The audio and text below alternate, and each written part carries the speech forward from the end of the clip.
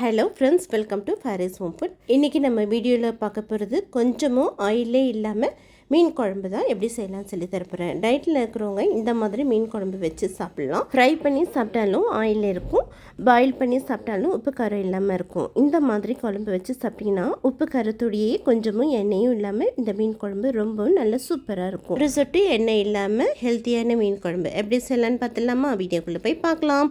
வீடியோக்குள்ளே போய் பார்க்கறதுக்கு முன்னாடி நம்மளுடைய சேனலை சப்ஸ்கிரைப் பண்ணாதவங்க சப்ஸ்கிரைப் பண்ணிக்கோங்க. தேங்க்யூ. மீன் குழம்பு பண்ணுறதுக்கு ஒரு சின்ன ஆரஞ்ச் சைஸில் புளி எடுத்துக்கோங்க. கொஞ்சமாக தண்ணி ஊற்றி ஊற வச்சு நல்லா கரைச்சிக்கோங்க. உங்களுக்கு எந்த அளவுக்கு புளிப்பு வேணுமோ கூடவோ குறைச்சலோ போட்டு நல்லா கரைச்சி எடுத்துக்கோங்க. இந்த மாதிரி கரைச்சி எடுத்துக்கோங்க. இப்போ இது ஒரு பக்கம் இருக்கட்டும். நான் இன்றைக்கி இங்கே 1/2 கிலோ சால்மன் மீன் தான் எடுத்து வச்சுருக்கேன். இதில் அவ்வளோ பெனிஃபிட்ஸ் இருக்குங்க. ஸ்கின்னுக்கு, ஹேருக்கு, கண்ணுக்கெல்லாம் இந்த மீன் வந்து அவ்வளோ நல்லது. இந்த சால்மன் மீனில் ஒமேகா 3 கொழுப்பும் இருக்குது. விட்டமின் டி ப்ராப்ளம் இருக்கிறவங்க வாரத்தில் ஒரு நாளாவது இந்த சால்மன் மீன் சாப்பிடுங்க. எண்ணெய் இல்லாத இந்த மீன் குழம்பை நீங்கள் எந்த வகை மீன்லனாலும் செய்யலாம். இப்போ சமைக்கிறதுக்கு பாத்திரம் வச்சுக்கலாம். பாருங்கள், பாத்திரத்தில் ஒரு துளி கூட எண்ணெய் கிடையாது. இப்போ இதில் கொஞ்சமாக வெந்தயம், கடுகு, சீரகம் போட்டுக்கலாம். இப்போ கடுகு, வெந்தயம், சீரகம் நல்லா படபடான்னு பொரியட்டும். கடுகு, வெந்தயம், சீரகம் நல்லா பொரிஞ்சதும் 6லேருந்து 7 பல்லு பூண்டை நல்லா இடித்து போட்டுக்கோங்க. பூண்டு போட்டால் நல்லா கமகமன்னு வாசனையாக இருக்கும். அடுத்து பொடியாக நறுக்கின பெரிய வெங்காயம் 1 வெங்காயம் போட்டுக்கோங்க. கூடவே கொஞ்சமாக கருவேப்பிலை இலை போட்டுக்கலாம். 3 பச்சை மிளகாவை கீரி போட்டுக்கோங்க. பழுத்த தக்காளி அந்த பெருசாக இருந்தால் 1, சின்னதாக இருந்தால் 2 போட்டுக்கோங்க. 1 டீஸ்பூன் வீட்டில் அரைச்ச குழம்பு மிளகாய்த்தூள், 1 டீஸ்பூன் மல்லித்தூள், 1 டீஸ்பூன் சக்தி பெரும் மிளகாய்த்தூள், 1/4 டீஸ்பூன் மஞ்சள் தூள், 3/4 டீஸ்பூன் உப்பு. எங்கே காரம் போடணும் அங்கே உங்களுக்கு ஏற்ற காரம் நீங்கள் போட்டுக்கோங்க. இப்போ 1/2 கிலோ சால்மன் மீனையும் போட்டுக்கலாம்.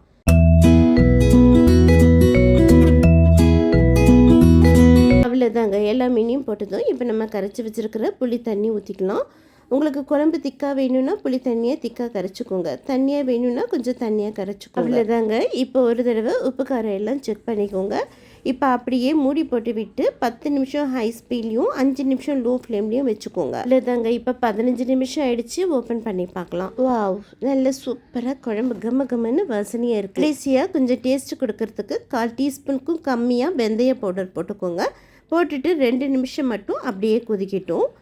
இப்போ பாருங்கள், 2 நிமிஷம் ஆயிடுச்சு. நல்லா கொதிச்சிட்ருக்கு. இப்போ ஸ்டவ்வை ஆஃப் பண்ணிவிட்டு ஒரு கொத்து கருவேப்பிலையும் மேலே போட்டு விட்டுருங்க. அவ்வளோதாங்க, நல்ல கம்மன்னு கொஞ்சமும் ஒரு துளி எண்ணெய் இல்லாமல் மீன் குழம்பு ரெடி.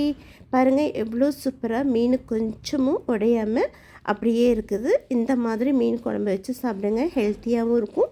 கொஞ்சமும் ஆயில் இல்லாமல் டயட்டில் இருக்கிறவங்க இந்த மாதிரி மீன் குழம்பு வச்சியும் சாப்பிடலாம். பொதுவாகவே சிக்கன், மட்டனை விட ஃபிஷ்ஷில் வந்து நிறைய சத்துக்கள் இருக்குது. கண்டிப்பாக வாரத்தில் ஒரு 2 நாள் அல்லது 3 நாளாவது மீன் வந்து எடுத்து சாப்பிடுங்க. ரொம்பவும் நல்லது. கண்டிப்பாக மிஸ் பண்ணாதீங்க. சாதாரண மீன் குழம்புல இருக்கிற டேஸ்ட்டை விட இந்த மீன் குழம்பு வந்து கொஞ்சம் டேஸ்ட்டு கம்மியாக தான் இருக்கும். இருந்தாலும் ஹெல்த்தியாக இருக்கும்.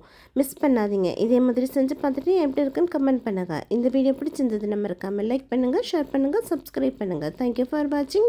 பாய்.